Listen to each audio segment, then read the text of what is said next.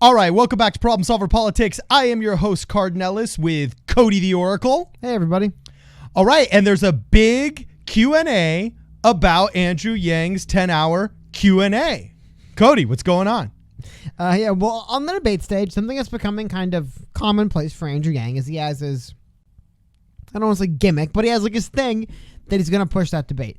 This time, he announced he was going to do a 10-hour long question and answer session where he's going to answer questions submitted by the viewers for 10 hours. He said, look, in a debate format, you guys are never going to see the questions you want actually answered, so I'm going to do it for you. Well, he didn't say it. It wasn't as big an indictment. He was a lot more euphemistic. I actually would have liked it if he said, look, these debates suck. You ain't never going to get it. They ain't never going to shoot it to you straight like I'm going to shoot it to you straight. Yang 2020, 10 hours tomorrow. Be there. I would have dug that. He was a lot more nicer and much more Andrew Yang. Yep. Continue. I apologize. So that's the problem. But just just want to run down when is it, where is it, and then we're also, I think it'd be fun. We're gonna come up and we're gonna submit our question, and we'll see if he answers it. I mean, 10 hours, you can answer a lot of questions. I mean, I've seen other YouTubers do like, I got 100,000 subs. I'm gonna answer questions for 5 hours, and you can get a lot of questions in 5 hours. So anyway. Yeah. This is an article I pulled up just to go through. So it's going to be 10 a.m. to 8 p.m. Eastern on Friday. So it'll be the 18th of October, coming up in a few days here. According to the campaign, you'll answer questions live for 10 hours, splitting time between a multi-platform live stream and posting answers using channels, including Twitter's new Q&A service. I honestly have no idea what that even is. That's cool. That's too new for me. Never heard of it. Should we do a Twitter Q&A poll? Well, no. Test it out the day before. I don't know how. We'll figure out and we'll see if we can. Okay. So you can go to his homepage right now, and you can, like I said, in 1 second we're going to go there as well.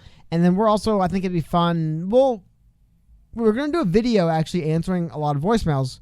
I think it'd be fun right now to just kind of bring up some of the questions that we're getting asked from us about the voicemails and kind of just speculate the kind of questions Yang will be getting just based off those, right? Like, what are the questions about the Yang campaign? Okay, well, there's ones he's going to avoid.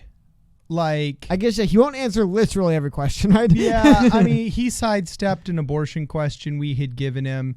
He has sidestepped a lot of kind of like those more controversial hot buttons, or else just segued back into the UBI as he's notorious for. So I could tell you right now, there's definitely a reason this won't be a live event, in the sense that nobody will just carte blanche be able to ask him whatever live, okay? So they're only going to like Zach is a shrewd dude, okay? He's only going to let bubble to the surface questions that are going to somehow advantage and highlight Andrew Yang and his policy positions. Does that make sense? No, it doesn't. So, I mean... So he's not going to be answering any complex social questions. It can't be all softballs, though. Yeah. No, obviously it won't be all softballs, but I'll tell you this right now. All of the hardballs will be data-driven economic hardball questions. Because he does well when we veer economic. Also, I think people will start hitting him with education. Education has been really a fertile territory for discussion, but has not been on even the Democrats' radar in any of these debates. It's all been Orange Man bad, Donald Trump's bad, who can say the worst thing about him. Never mind that the economy, jobs, and education are always in the top 3, along with healthcare, much more recently a lot higher on all Americans' minds.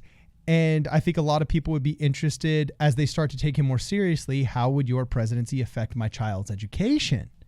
So I could see a lot of people asking him, like they asked Donald Trump, who do you have in mind for like Supreme Court picks? What are some ideas on education? I think foreign policy will be a big question. And I think he will avoid the super controversial topics that don't have one sentence soundbite answers that aren't just traditional down the line Democratic dogma.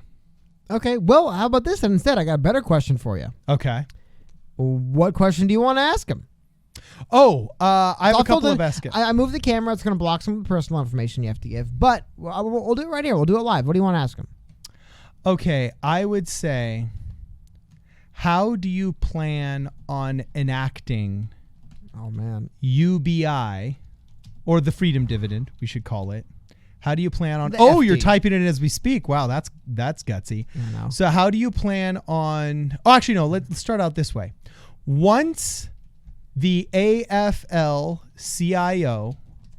and the government employees unions, I got it right. I spelled that right. the AFL-CIO, yeah. Nice. I can't. I think the AFL is actually not the. No, it's the government employees union. I misrepresented that. I'm sorry. Just say once the government employees unions figure out that the freedom dividend will be shrinking the size of government, how do you plan on fighting them with how much power they have in Washington as just the president? Because really, that's all you are. You're not the legislature. That's Congress or the House of Representatives and the Senate's job. So how do you plan on passing the UBI once the government employees unions figure out that there will be less government employees because of it? Because so far, the Democratic Party has been able to successfully vilify corporations, millionaires and billionaires and their immoral greed, and they've been able to pull that. Okay, hold on. It's answered. The question has been asked. So you're seeing what happens. So after you ask a question on his website, by the way, what do you know? Hits you up for money. No Wait, offense. it's already been answered? No, already been asked. Sorry. Asked. Oh, it's already been asked. When you ask, it gives you to the screen, and they ask for some money. Wait, somebody else already asked the question? No, it's just. Or you just went through with the submittal? It's submitted, I guess is the word. Oh, okay. It's been submitted. Okay. So here he comes, and he asks you for money, and then if you click continue, please choose a contribution amount. Before continuing. Oh, do they make you donate in no, order they don't. to actually? I've already asked my question. Now it's just another thing. So I'm going to close that. Oh, okay. I was going to say, ooh, that's juicy. But anyway, that'd be seriously salty if he made you donate. That would have been cheeky if he did that. Yeah. That would have been like, okay. No, but no. So here we go.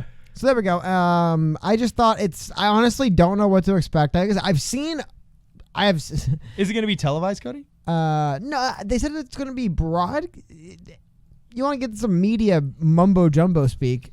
It will be. Yeah, what's they broadcast will be splitting time between a multi-platform live stream. So what, like 2 hours on Twitter, 2 hours on YouTube, 2 hours on Mixer, and Twitch, 2 hours on radio, or Mixer. What? I don't know. I think they'd be on Twitch before me. He's gonna be streaming with D Ninja. Live. Yeah, they're going D Live, man. That's some crypto. I do think that's a weird answer. Yeah, what does that mean? Does that mean they're gonna? Especially because it is literally possible to stream to all of those at once. Oh, with Restream, yeah. Or to other platforms as well, yeah, from multiple computers. So it is kind of weird, but I mean, I don't know. I just thought it was interesting what it's gonna look like. Like I said, I've seen 10-hour Q&As before. Yeah. Honestly, I'm going to be really curious. I've never seen a president on it, and it is kind of, it's dangerous for a candidate to go 10 hours live and just answer questions. Even if the questions are screened or scripted. 10 hours. A lot of room to slip up in 10 hours, man. A lot of room to say something stupid in 10 hours. So it is a bold move. It is a bold move from Andrew Yang to come out with a 10-hour Q&A. But I will actually, people always say, and I do forget, I apologize. Sometimes they'll say the link was in the description, and they don't put the link in the description. Apologize. The link to submitting your own question, it's theyang2020.com. All of that in the description so you guys can submit your own questions. And then on Friday, we might do a little thing after or before, hanging out with you guys, just recapping or prepping before it. Yeah. So, Carden, any other burning questions aside from the one we submitted that you think Yang, or what do you think think we're going to get any fun ones for Yang? Like, how much football predictions, fun questions? There's going to be tons of I those. always want a football prediction. That's my only question. Football prediction, what's your favorite video game? What was your favorite album as a kid? What Dota Hero did he play? I got to ask him that still. Oh, yeah, that's true because we got snubbed for the interview at the Asian American and Pacific Islanders Association. Yeah, and that was the number one question the gamers want to know is what Dota hero he... We'll never know. Yeah, so we got to ask him that. Anyway, gosh, if you got a question, send it to us. You got a question? Send it to Andrew Yang. That's the beautiful. That's the beauty. Sorry, I should say. That's the beauty of this new media environment that we live in. We're going to be answering voicemails all day in the live stream tomorrow and taking your calls live as well. We finally figured it out. We even got Brittany the Shadow, her own media gamer headset here so she can be screening all of the calls effectively. We realized it was actually an internet problem we had yesterday. We got one call from our buddy, the 15-year-old, and then it all cut out. So anyway, leave us a voicemail at 1-833-PSP radio. If you want to contribute to the channel, make sure that you guys go to problemsolverpolitics.com and purchase a hat. There's a PayPal link that's in the description if you want to give us a donation directly, or you can give us a sub on Twitch on Tuesdays and Thursdays and hang out with us on the stream there. Either way, make sure you like, share, and subscribe to our channel. This is Problem Solver Politics. We will see you in the next video.